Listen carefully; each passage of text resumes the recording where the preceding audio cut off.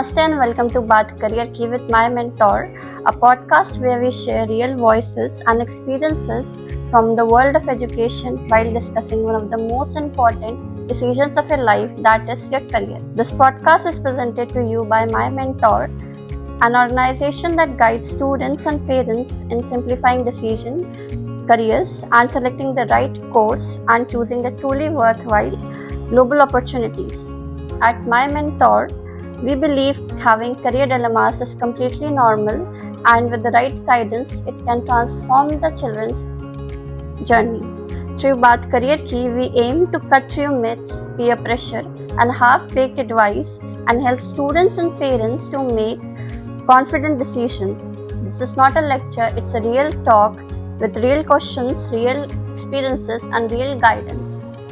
Today, we are delighted to introduce you to one of our former students, Ms. Riya Saxena, who has recently graduated from University of Liverpool, United Kingdom, with an MSc in Finance and has come back to our hometown, the beautiful city of Nawabs. In this episode, we are going to talk about how students can identify the right career path, common mistakes parents make while guiding their children in their career, and why global exposure, skills, and right mindset are just as important as marks. Whether you are a student, a university aspirant, or a parent, this conversation is meant for you. So without any further delays, let's start with our conversation. Let's start with your introduction, Riya, and how you opted for a finance as a career option, and what made you a finance enthusiastic person. So firstly, thank you for having me here. So I always wanted to do something in economics, and while doing my undergraduate in economics, I developed an interest in finance. So I had a conversation with a lot of my seniors and decided to go forward with this field. So my first question to you would be, how was your experience abroad in MSc Finance? So studying MSc Finance at the University of Liverpool was a very transformative experience for me. Academically speaking, I learned a lot about company evaluation, financial analysis, and tools like Bloomberg Terminal, which really helped me know the depth of the finance industry. And personally, I was able to push my comfort zone and come out of it, and was able to become a more independent and confident version of myself. So what motivated you to choose the University of Liverpool in the United Kingdom only? So I went through a lot of universities, but University of Liverpool stood up because it had a very strong academic exposure as well as great global ranking. And I was also fortunate enough to get a scholarship from the university, even though it wasn't really big, but it really helped me make my decision. And also I received a good recommendations and guidance from my mentor, so which made my decision easier, and I felt more confident in my decision. So what was the cultural experience, and how did you overcome the challenges faced here? So being in UK was really exciting in the beginning, but it was really challenging as well. Firstly, the biggest challenge that I faced was doing everything by yourself, be it cooking, cleaning, or managing your daily life. You have to do everything by yourself. Like in India, we have a lot of helps around. You don't have that privilege in the UK. So over time, I was able to overcome it, but it was a great challenge in the beginning, and especially the UK accent. That is one thing we students face a lot in being in UK. So how did you convince your parents to attend the University of Liverpool? So this is a very interesting story. So in most of the cases that I've heard, children convince their parents, but in my case it was just the opposite. My parents were the one that encouraged me to study abroad. Especially my mother, she pushed me, and she felt that studying abroad would be better choice for me, as it would give me better career opportunities. So yes, this was the case for me. So now we'll start with the rapid fire classroom to finance edition. Okay. So first thing you did after landing to the UK. So the first thing I did was being able to like shift into the room that I was allotted and then explore the city with the new friends that I made. Travel during semester breaks or saving money? Both actually. I used to save during my semesters and then spend it during my semester break. So IELTS or TOEFL you have given? So I haven't given IELTS or TOEFL. I was fortunate enough to get a decent score in my 12th standard English. So I wasn't supposed to give IELTS, but I was preparing for IELTS before that. So hardest subject in MSc Finance? That has to be financial econometrics. I studied during my undergraduation as well, but it was a nightmare for me. So what finance skill did you learn the most that is most useful? So being in University of Liverpool, it's not just limited to academics. It is also the practical knowledge that we are given. So the company valuations that I have learned, as well as the use of Bloomberg terminal, that I feel is really useful in the finance industry. So isn't MSc Finance Wharton in UK? Yes, definitely. I would always suggest anyone to study in any field in the UK because it gives you a great global exposure and lets you meet the person that you've never seen yourself as. Snow in the UK, exciting or annoying? It is definitely exciting. I've always been chasing snow in India. I wasn't able to see snow, but the first time I saw snowfall in UK, the kid inside me was really happy to see it.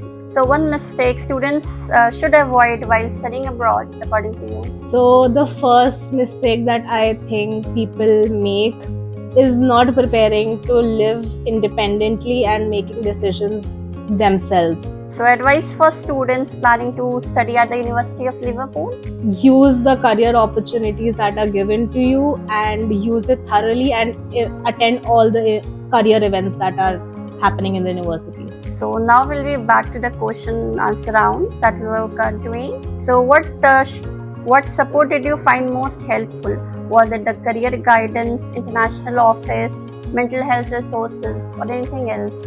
So I was in the management school of the University of Liverpool, and there we have professionals as compared to the other university, in which there are students that give you career advisors. So in my department we were given professionals, so that was really helpful for us to apply for the jobs and review our CV and everything. Okay, so my last question to you would be, how did you see AI changing the way person interacts with their bank in the next 5 years? So as I have heard a lot of people saying that AI will replace humans and everything, I personally feel that AI won't replace humans. It would just make the banking sector specifically more efficient, as it would decrease the fraud that is happening in the banking sector, as well as making the payments easier and efficient. Coffee during deadlines or chai? Chai. Why? It just helps me concentrate more, and I'm always used to having chai in the morning because of the family that I've been brought up. Everyone in my family usually has, so I also prefer that. So what one book you could recommend to our viewers? So the one book that I personally just recently read and thought it was really helpful as a finance graduate would be The Psychology of Money by Morgan Housel. It just explains how investment and financial decision is not only about intelligence and chai over coffee. It is also about how emotions responds in the finance industry over the intelligence. Okay. So one most overrated financial rule? So one rule I would say would be, everyone thinks that buying a property would be a good asset.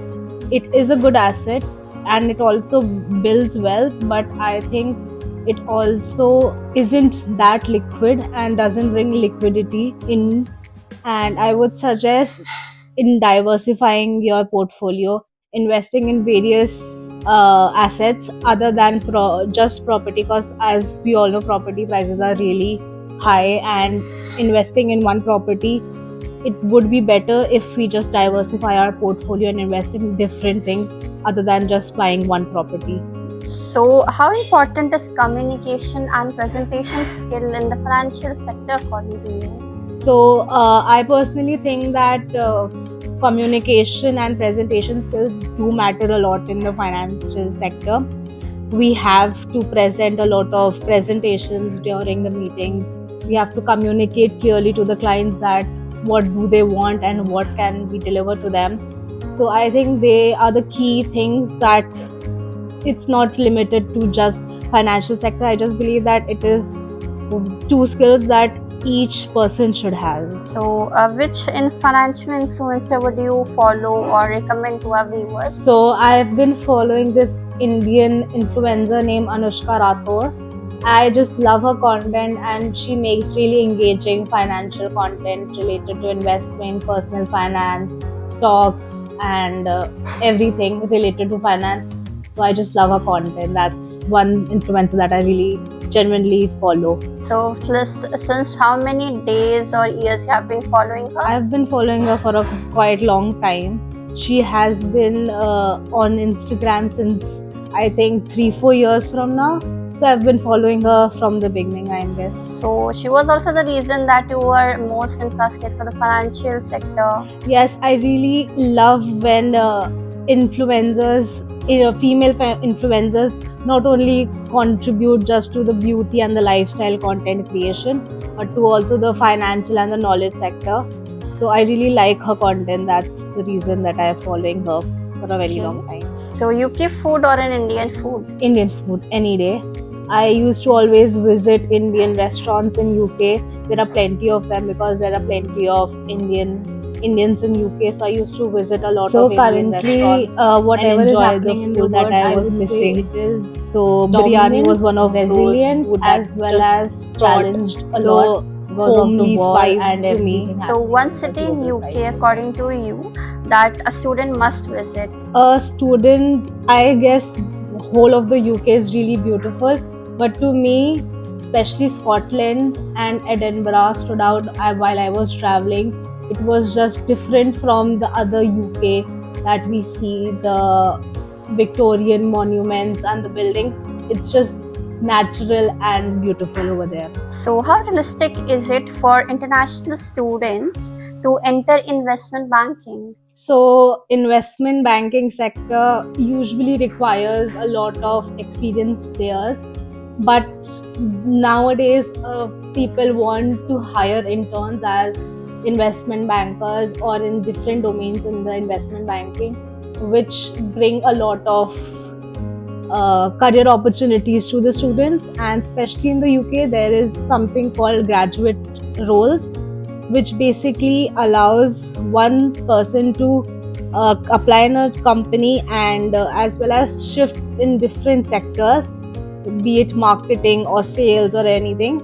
So where a student can just explore all the jobs and just then realize which sector he wants to actually work in and where he suits the best. So, describe a memorable event which while you were in the UK. So one memorable event that I feel is when my parents visited me in the UK. I always used to feel homesick a lot, and being in one single room, cooking, cleaning and everything.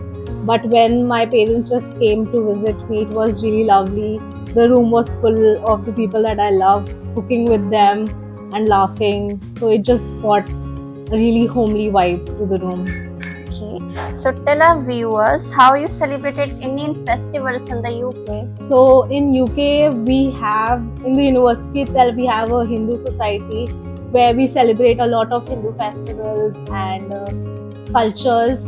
So like Diwali, we used to have a Diwali carnival where we used to have dance performances, singing, and used to fire the crackers outside the university, which was really amazing. I never thought we could do such things because here in India we are not allowed to celebrate these festivals as much inside the university campus, but in the UK we are allowed to do that.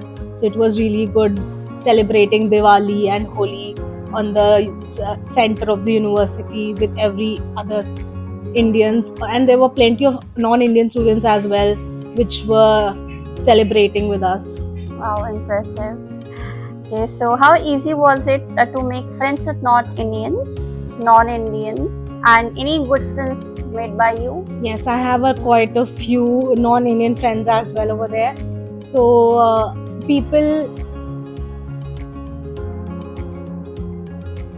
from other countries other than UK, and I made plenty of friends. They were really nice, and I gained a lot of knowledge about their culture and how and why other people actually move to UK other than just studies.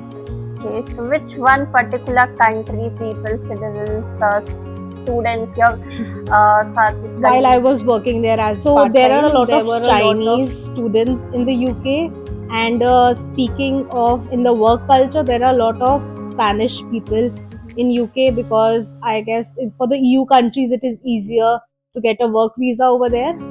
So, but there are a lot of Spanish people. So one surprising event that you had in UK? So the one surprise that I got in the UK was on my birthday, and I wasn't basically expecting anything from my family because they were so far away from me. But somehow my family and my mother managed to send me a cake through a friend of mine. She came knocking on my door, and I was just shocked by how And they are just loving lovely. my family is, and how to what lengths they can go to just surprise me on my birthday. And that was Riya sharing not her journey abroad, but a story of a dream, stepping out of a comfort zone and achieving her ambitions. Leaving her home, stepping into a new country, and adapting to a new education system, culture. It's never just about academics, it's about growth, it's about resilience, and most importantly, it's about believing that I have a dream and I can make it true. That was very special episode with the Baat Career Ki, with my mentor, where we bring to you honest and insightful talks about the most important part of your life, that is your career. Thank you, Riya, for being with us today. We are immensely happy to have this adorable conversation with you, and our viewers are going to get good insights and advice and fun spirited doubts that will be cleared. Also, when it comes to abroad, we have tried to make our audience aware of what academic life looks like.